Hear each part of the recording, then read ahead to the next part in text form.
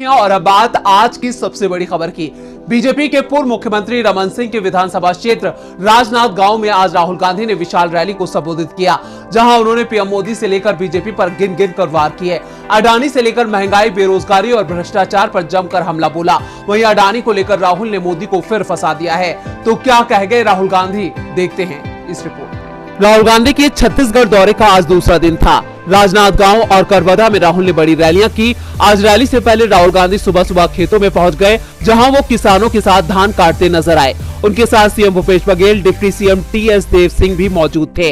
राहुल गांधी ने किसानों के साथ अपनी तस्वीरों को भी सोशल मीडिया पर साझा किया था। वहीं राजनांद गांव में मोदी और अडानी को लेकर राहुल ने कहा, अब आपने निर्णय लेना है कि आप कौन सी सरकार चाहते हो। आपके पास, आपके सामने चुनाव है, आपने निर्णय लेना है।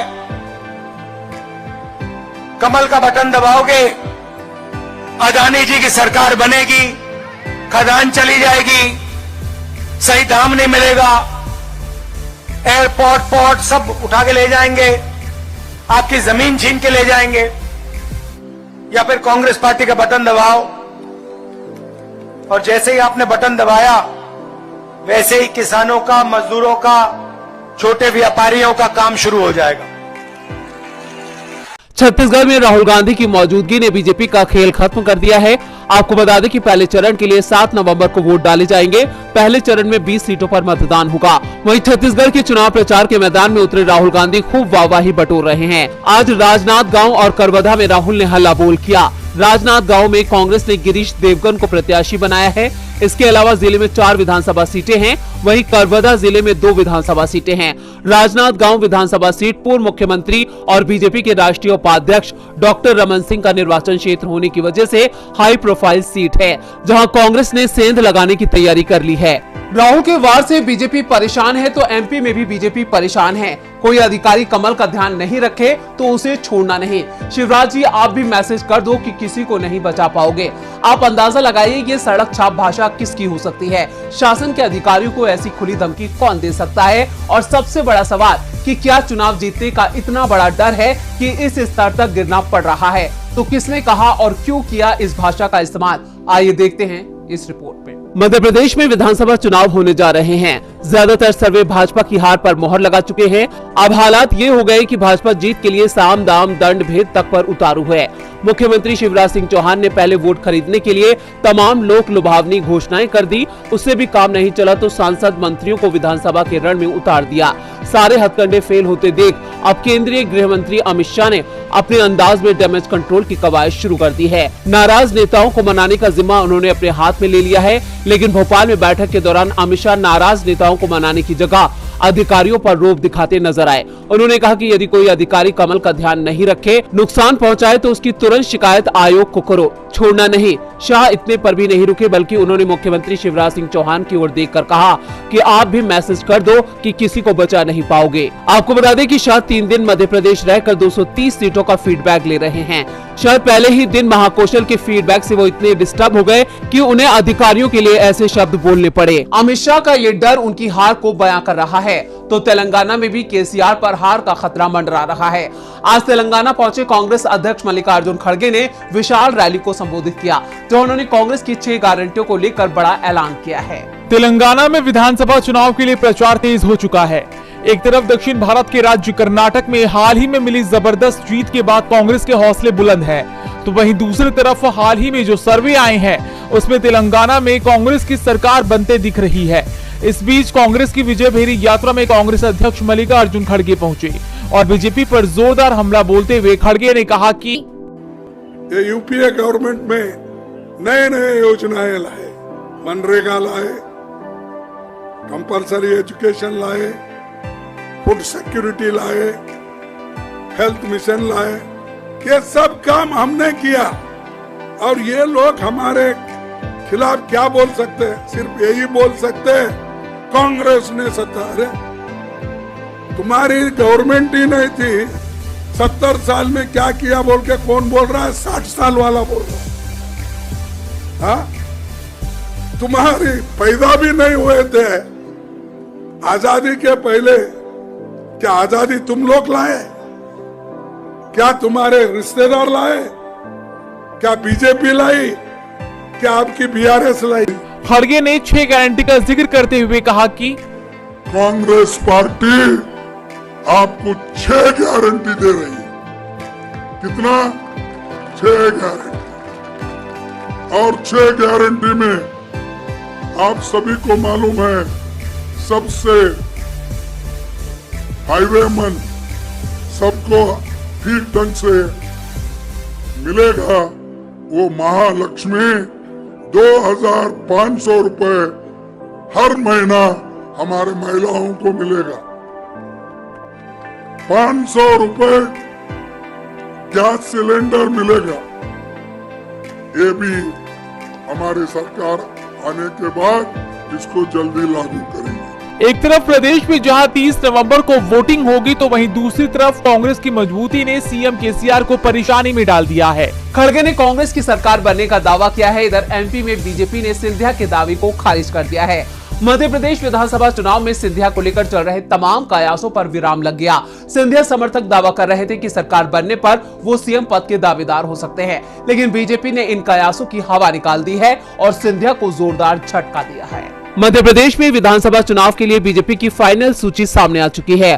कांग्रेस पहले ही सभी 230 सीटों पर अपने उम्मीदवार घोषित कर चुकी है। बीजेपी के 2 उम्मीदवार बचे थे जो उसने घोषित कर दिए। गुना सीट से पन्नालाल शाक्या और विदिशा से मुकेश टंडन को बीजेपी ने उम्मीदवार बनाया है। सबसे बड़ी बात यह कि इन दोनों ही सीटों पर उम्मीदवारों का नाम इसलिए तय नहीं हो पा रहा था क्योंकि विदिशा पर शिवराज और गुना पर सिंधिया का वीटो लगा हुआ था। साथ ही ये भी कहा जा रहा था कि हाईकमान इनमें से किसी एक सीट पर ज्योतिरादित्य सिंधिया को भी चुनाव मैदान में उतार सकता है, लेकिन जब बीजेपी की फाइनल लिस्ट सामने आई तो सिंधिया को सबसे बड़ा झटका लगा।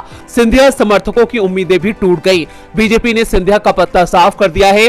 गुना सीट को लेकर कहा जा रहा था कि सिंधिया को बीजेपी चुनाव मैदान में उतार सकती है, तो दूसरी ओर कांग्रेस का दावा था कि सिंधिया जहां से भी चुनाव लड़ेंगे वहीं से हारेंगे क्योंकि जनता उनसे नाराज है। और अब जो खबर आ रही है उसमें साफ है कि सिंधिया विधानसभा चुनाव नहीं लड़ रहे हैं और जिस गुना सीट को होल्ड पर रखा गया था उस पर सिंधिया तो दूर, उनके समर्थक को भी बीजेपी ने टिकट नहीं दिया है। सिंधिया नीरज निकम और ओम प्रकाश नरवरिया में से किसी एक को टिकट देने की मांग कर रहे थे, लेकिन बीजेपी ने पन्नालाल शाक्य को टिकट दिया है जो संघ के करीबी माने जाते हैं, जबकि विदिशा सीट पर शिवराज सिंह चौहान के करीबी मुकेश टंडन को बीजेपी ने उम्मीदवार बनाया है। यानी सिंधिया का दबाव नहीं माना गया, लेकिन शिवराज की इच्छा जरूर पूरी हो गई। एमपी में सिंधिया बीजेपी के लिए बड़ी मुसीबत बन गए हैं। वहीं राजस्थान में वसुंधरा भी बीजेपी की परेशानी बढ़ा रही हैं। राजस्थान विधानसभा चुनाव की वोटिंग में 1 महीने से भी कम का वक्त बचा है। 30 अक्टूबर से नामांकन प्रक्रिया शुरू हो रही है, लेकिन बीजेपी की परेशानी खत्म होती नहीं दिख रही है। वसुंधरा की नाराजगी पार्टी पर भारी पड़ रही है और अब बागियों ने इस परेशानी को और बढ़ा दिया है। क्या है पूरी खबर, देखते हैं इस रिपोर्ट में। राजस्थान विधानसभा चुनाव में बीजेपी के सामने उसके अपने ही नेता चुनौती बनकर खड़े हो गए हैं। बगावत के चलते पार्टी को भारी नुकसान होता नजर आ रहा है, तो डैमेज कंट्रोल के लिए पार्टी की तरफ से किए जा रहे प्रयास भी बेअसर दिख रहे हैं। ऐसे में पार्टी को अपनों से ही जूझना पड़ रहा है। बीजेपी ने अभी तक 124 सीटों पर अपने प्रत्याशी उतारे हैं। इनमें से 68 सीट पर विरोध के स्वर नजर आ रहे हैं, तो इनमें से 35 सीट ऐसी है जिन पर खुलकर बगावत शुरू हो चुकी है, जबकि 10 सीटों पर टिकट कटने से नाराज नेता निर्दलीय चुनाव लड़ने का ऐलान कर चुके हैं। आपको बता दें कि सबसे ज्यादा विरोध वसुंधरा खेमे के विधायकों के टिकट काटने पर हो रहा है। अभी तक वसुंधरा खेमे के देवी सिंह भाटी, बाबू सिंह राठौड़, चंद्रकांता मेघवाल, अशोक परनामी, प्रभुलाल सैनी, अजय सिंह तिलक, यूनुस खान, सुरेंद्र पाल, डॉक्टर राम प्रताप सहित 20 नेताओं के टिकट होल्ड पर है। इनमें से कुछ के टिकट कट भी चुके हैं। ऐसे में अंदरूनी विरोध के कारण बीजेपी को राजस्थान में बड़ा नुकसान झेलना पड़ सकता है। बीजेपी के प्रदेश अध्यक्ष सीपी जोशी के गृह जिले चित्तौड़गढ़ में जयपुर के बाद सबसे ज्यादा बगावत दिखाई दे रहा है। चित्तौड़गढ़ से मौजूदा विधायक चंद्रभान सिंह आकिया का टिकट काटते हुए नरपत सिंह राजवी को प्रत्याशी बनाया गया, जहां उनका जबरदस्त विरोध हो रहा है। इसी तरह से जयपुर शहर की झोटवाड़ा सीट पर बीजेपी ने पूर्व मंत्री और वसुंधरा राजे के समर्थक राजपाल सिंह शेखावत का टिकट काटकर इस सीट से लोकसभा सांसद कर्नल राजवर्धन सिंह राठौर को प्रत्याशी बनाया है, लेकिन राठौर पार्टी कार्यकर्ताओं के विरोध के चलते चुनाव प्रचार तक नहीं कर पा रही हैं। किशनगढ़ सीट से भाजपा के पूर्व प्रत्याशी विकास चौधरी का टिकट काटते हुए सांसद भागीरथ चौधरी को प्रत्याशी बनाया गया। बूंदी जिले में 3 बार से मौजूदा विधायक अशोक डोगरा के खिलाफ विरोध था। बीजेपी ने फिर से उनको प्रत्याशी बनाया, उसके बाद से लगातार विरोध जारी है। मतलब साफ है कि राजस्थान में बीजेपी के लिए मुसीबत कम होती नजर नहीं आ रही है। बागी बीजेपी का खेल बिगाड़ रहे हैं तो यूएन महासचिव इजराइल का खेल बिगाड़ रहे हैं। इजराइल और हमास में जारी जंग को 3 हफ्ते पूरे हो चुके हैं, लेकिन जंग थमने के आसार नजर नहीं आ रहे हैं। इजराइल ने हमास के खिलाफ अपने हमलों को तेज कर दिया है, तो वहीं दूसरी तरफ संयुक्त राष्ट्र प्रमुख की तरफ से इस जंग को रोकने के लिए अपील की जा रही है। क्या है पूरी खबर, देखते हैं इस रिपोर्ट में।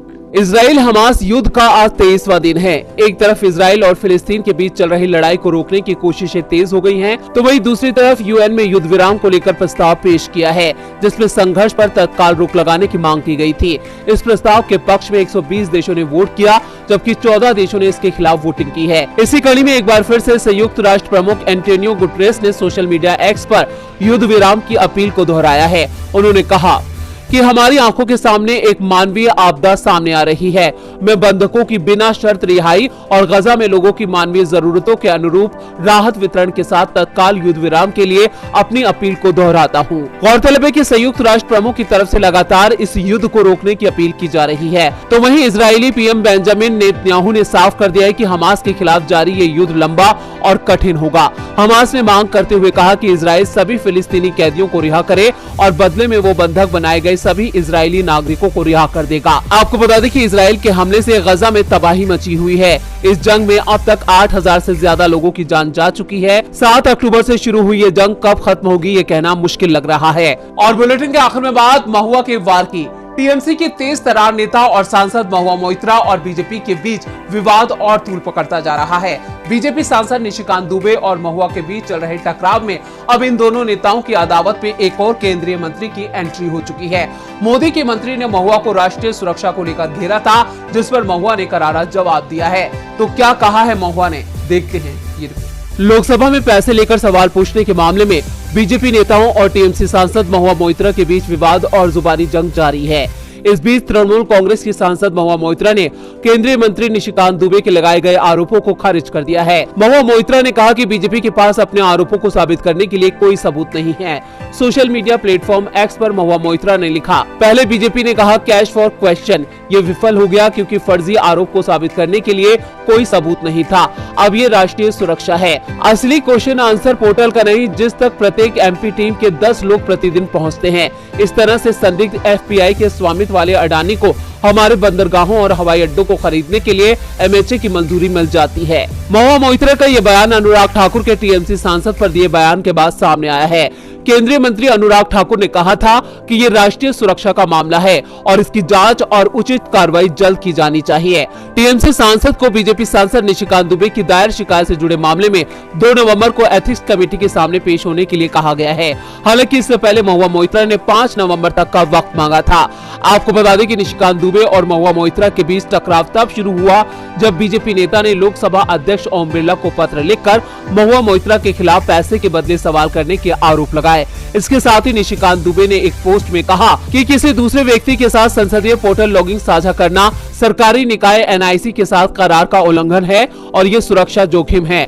अब महुआ ने एक बार फिर अडानी मुद्दे पर बीजेपी को घेरा है। देखना होगा कि बीजेपी अब अपनी सफाई में क्या कहती है। बीजेपी के पूर्व मुख्यमंत्री रमन सिंह के विधानसभा क्षेत्र में राजनांदगांव में आज राहुल गांधी ने विशाल रैली को संबोधित किया, जहां उन्होंने पीएम मोदी से लेकर के बीजेपी पर गिन गिन कर वार किए।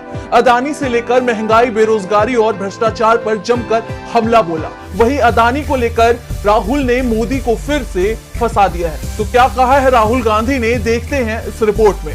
राहुल गांधी के छत्तीसगढ़ दौरे का आज दूसरा दिन था। राजनांदगांव और करवदा में राहुल ने बड़ी रैलियां की। आज रैली से पहले राहुल गांधी सुबह सुबह खेतों में पहुंच गए, जहां वो किसानों के साथ धान काटते नजर आए।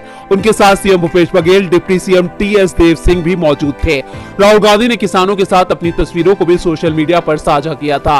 वहीं राजनांदगांव में मोदी और अडानी को लेकर राहुल ने कहा, अब आपने निर्णय लेना है कि आप कौन सी सरकार चाहते हो। आपके पास, आपके सामने चुनाव है, आपने निर्णय लेना है।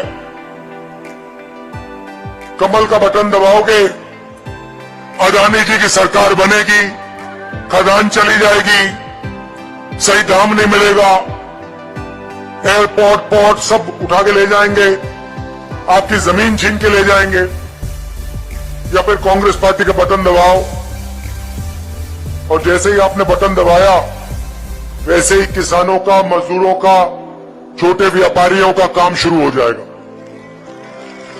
छत्तीसगढ़ में राहुल गांधी की मौजूदगी ने बीजेपी का खेल खत्म कर दिया है। आपको बता दें कि पहले चरण के लिए 7 नवंबर को वोट डाले जाएंगे। पहले चरण में 20 सीटों पर मतदान होगा। वहीं छत्तीसगढ़ के चुनाव प्रचार के मैदान में उतरे राहुल गांधी खूब वाहवाही बटोर रहे हैं। आज राजनांदगांव और करवदा में राहुल ने हल्ला बोल किया। राजनांदगांव में कांग्रेस ने गिरीश देवगन को प्रत्याशी बनाया है। इसके अलावा जिले में 4 विधानसभा सीटें हैं, वहीं करवदा जिले में 2 विधानसभा सीटें हैं।